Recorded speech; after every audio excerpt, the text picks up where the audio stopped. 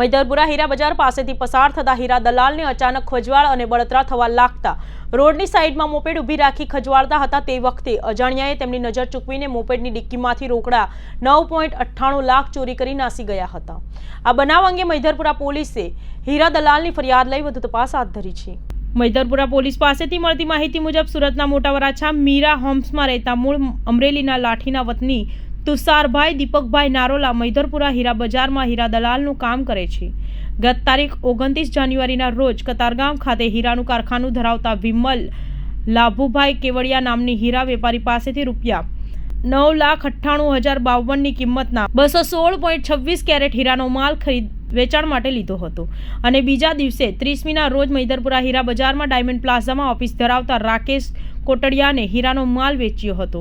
વેપારીએ માલના પૈસા 6 ફેબ્રુઆરીના રોજ આપવાનો વાયદો આપ્યો હોવાથી તુષારભાઈ ગત તારીખ 6 ફેબ્રુઆરીના રોજ પેમેન્ટ લેવા માટે ગયા હતા અને વેપારી પાસેથી પેમેન્ટ લઈ પૈસા પ્લાસ્ટિકની થેલીમાં રાખી તેની મોપેડની ડિક્કીમાં મૂક્યા હતા। બાદમાં તુષારભાઈ મોપેડ લઈને રૂપિયા વિમલભાઈને તેમના કતારગામ ખાતેના કારખાને આપવા માટે નીકળ્યા હતા।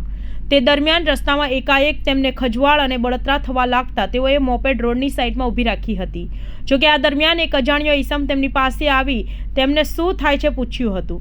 તુષારભાઈને તેમની સાથે વાત કરી નજીકમાં રહેલી આલુપુરીની દુકાનેથી પાણી લાવી આપ્યું હતું, જેનાથી તેઓ મોઢું સાફ કરતા હતા। તે દરમિયાન અજાણ્યો નજર ચૂકવીને મોપેડની ડિક્કીમાંથી રોકડા 9,98,052ની ચોરી કરી નાસી છૂટ્યો હતો।